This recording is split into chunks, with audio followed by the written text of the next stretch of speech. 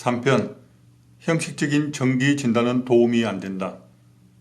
놀라운 사실은 암의 재발을 막기 위해 정기 진단을 받는다 해도 형식적인 정기 진단은 별로 의미가 없다는 것입니다. 암 환자가 6개월마다 정기 진단을 받고 이를 통해 암이 재발된 사실을 알았다 해도 때는 이미 늦은 것입니다. 형식적인 정기 진단은 재발 방지에 아무런 도움이 되지 않을 뿐만 아니라 암 환자의 생존 기간에도 영향을 주지 못합니다. 오히려 병원 가는 것 자체가 환자에게 스트레스가 될 정도로 매우 힘든 일입니다. 병원 가기 전날, 진료 당일, 진료 결과를 기다리는 약 일주일의 과정이 스트레스입니다. 환자를 위해서 형식적인 정기 진단을 과신하는 것은 좋지 않습니다. 환자에게 친절하고 늘 자신감을 심어주고 격려해주는 좋은 의사라면 다행이지만 그 반대인 경우는 스트레스로 작용합니다. 형식적인 정기 진단보다는 재발을 막기 위해 스스로 노력하는 것이 더 중요합니다. 무엇보다 가장 중요한 것은 암이 재발할 수 없는 구조를 만들어야 한다는 사실입니다. 유방암 정기 검사의 의미, 종양학. 침년선 유방암은 전이의 가능성이 높고 대부분의 환자에서 5에서 10년 이내에 재발이 발견된다. 젊은 나이에 진단받고 유전적 소인이 있는 환자에서 이런 위험성이 높다. 전이를 조기에 진단하기 위하여 검사를 자주 하고 많이 하는 것은 생존 기간을 연장하는 데 도움이 되지 않는다.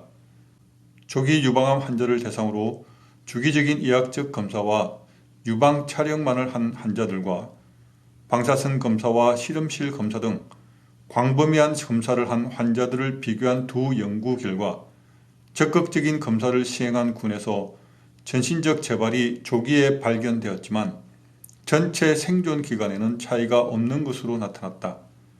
적극적으로 관찰하면 환자에게 신뢰감을 주어 삶의 질을 증가시킬 수 있고 증상이 생기기 전에 전이를 치료할 수 있는 장점이 있다고 주장하는 보고도 있었지만 대규모 연구 결과 타당하지 않다고 보고되었다. 암 표지자를 주기적으로 검사하면 조기에 전이를 발견할 수 있으나 이것이 생존 기간이나 삶의 질을 향상시키지는 않는다. 즉, 암 표지자가 상승되었지만 재발의 증거는 없는 환자에게는 치료가 도움이 된다는 증거는 없고 오히려 불안감만 증가시키게 되며 증상이 없는 전이성 환자에게 조기 치료를 해도 효과가 없다. 이러한 이유로 무증상의 전이성 환자에게 독성이 있는 치료를 시작하는 것은 이론적으로 삶의 질의 향상도 없으며 전체 생존율도 향상시키지 않는다. 암 발생과 암 재발은 메커니즘이 다르다. 암이 발생해서 진단이 가능한 크기로 성장하기까지는 시간이 많이 걸립니다. 암은 크게 3단계를 거쳐 발생합니다. 첫 번째가 암 유발 개시 단계입니다. 발암 물질이 정상세포를 공격하여 돌연 변이를 유발하며 이 중 일부가 암세포로 전환되고 1, 2일간 빠르게 진행됩니다. 두 번째는 암유발 촉진 단계로서 속도가 아주 느리면서도 지속적으로 진행되며 암 유전자에 의해 양성 종양이 유발됩니다. 촉진 인자에 의해서 암세포화가 되기까지는 10년 정도가 걸립니다.